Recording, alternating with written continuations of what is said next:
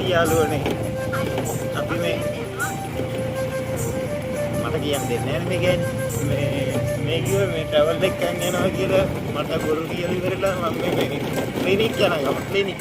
නෑ බේත් කියනවා අද තමයි ડોක්ටර් පෙන්නන්න යන්නේ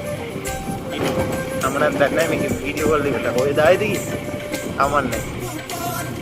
කොහොමයි යා මොකෝ ඉනා ආයි කීපාරයි එහෙමයි ඉතින් මට